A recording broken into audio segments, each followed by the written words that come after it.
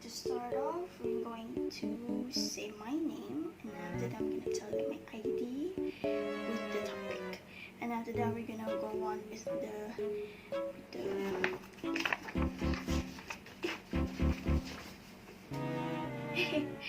Hi! Assalamualaikum warahmatullahi wabarakatuh. I'm Shazana Zirah binti Abdullah Aslin with student ID 21B0836, and today we are going to be talking about develop a bank without riba, practically and reality. So speaking of banks, when did it started and how and what is it for? The first banking system in the United States was created on December 12, 1791 in Philadelphia with a 20-year charter. Empires required a mechanism to pay for foreign products and services with something that could be easily exchanged. Hence, banking was born. The primary objective of banking was to prevent state government from issuing their own currency, which was outlawed by the Constitution. Being a Muslim is a significant lifestyle choice.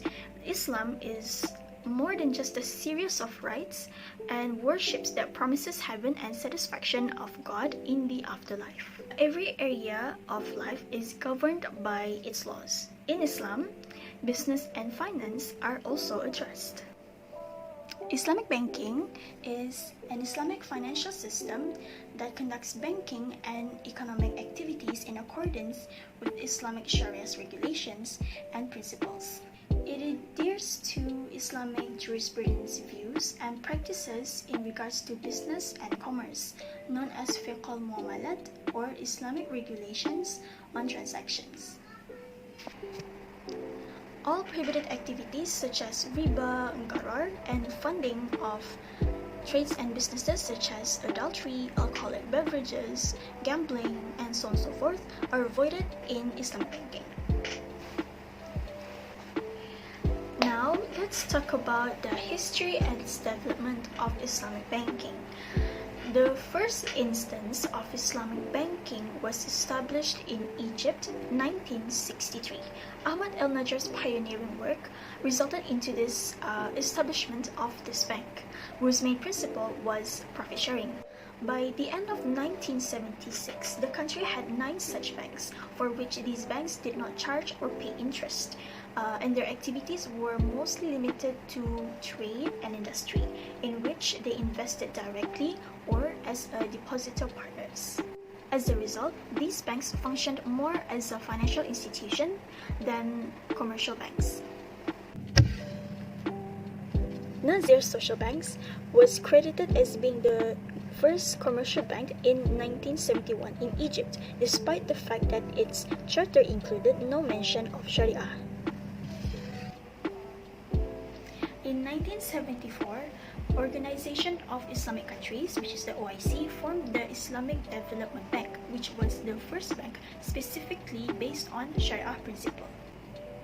Several Islamic banks arose throughout the 1970s, including the Dubai Islamic Bank, which is the first Islamic private commercial bank in 1975, the Sudanese Faisal Islamic Bank in 1977, and the Bahrain Islamic Bank in 1979. Within a century of the very first private bank opening in Dubai, the global sector had grown to include over 50 such institutions in the same country. In fact, the true development of Islamic financial institution took place in the 1980s. Earlier projects lead further towards interest-free Islamic banking, but the financial institutions began to emerge in the 1980s. Takaful, or Islamic insurance, was declared Sharia compatible by the OIC High Council in 1985. Islamic finance has expanded to include not only banking but also capital markets, capital formation, and other financial instruments and intermediaries. The Accounting and Auditing Organization for Islamic Financial Institutions, created in 1991 to advise Islamic finance standards from around the world, was the most significant change in terms of adaptability. Other organizations, such as the Islamic Financial Services Board in Malaysia, later supported the creation of universal norms. Since then, Islamic finance has grown rapidly over the world, from near invisibility to becoming a formidable competitive force in today's world. Alhamdulillah, and that is all for me. Now I'm going to pass the floor to my partner, Mas Jila. Bye-bye! Hi, Bismillahirrahmanirrahim. Assalamualaikum warahmatullahi wabarakatuh. My name is Nur Masjida binti Muhammad Ismandi and my student ID number is 21B09 and 02. Okay, my part. I will explain about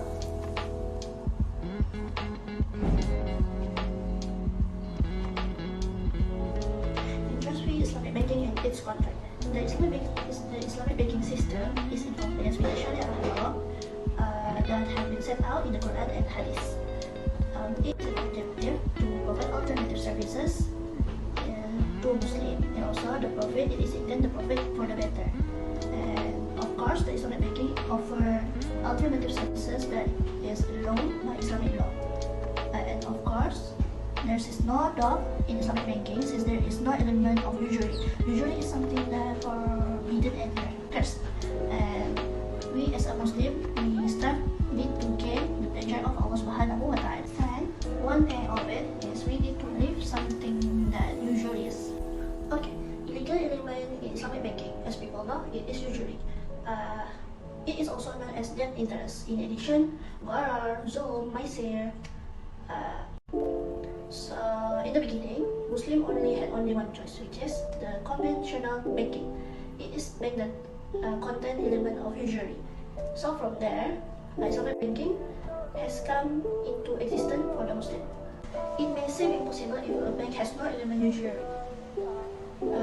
especially in terms of finance. However, Islamic banking has established several processes to be free from usury and compliant with Sharia law in operating. All contract and transaction also occur in accordance with Sharia law, which has principles such as wakalah, wada'ah, tawarruk, and so on. Wadi'ah is a concept that will be used in saving account, trustee service, and deposit boxes. And next one is wakalah. Wakalah is a contract that one party will represent another party to other. It is to perform certain Sharia compliant tasks, either voluntary or with payment of wage. Okay, next one, tawarruk.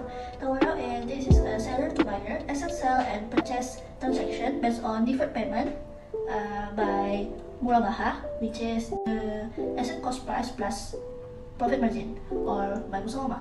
This is mean that a sale and purchase that does not disclose with the cost price, the asset cost price and profit margin, and the asset will be sold in cash to the third party and other than original seller in order to obtain cash. Okay, in Islamic banking, who use this system will not be charged with interest. However, it will share the profit rate from the sale and purchase accordance with Sharia law. In addition, the payment of zakat is also emphasizes responsibility of the payment of zakat. Concept of contract used in Islamic banking. Okay, in terms of exchange, we need to use the contract of buy alina, buy bitaminaja, tawarruk, istisna, mudarabah, buy as-salam. And in terms of saving and deposit, we need to use wadi'ah, and in terms of loan, we need to use contract of card, and if we in sharing, we need to use mudarabah and musyarakah. Okay, in terms of hybrid, we need to use al-ijarah, thumma al-bay', yani AITAB, and wakalah bi al-istisna. Okay, how about in terms of agent? In terms of agent, we need to use contract of wakalah, and in terms of penalty and charge, we need to use ta'wid and gharamah. And for others, there's ujrah, rahnu, kafalah, ju'ala, and ibrah.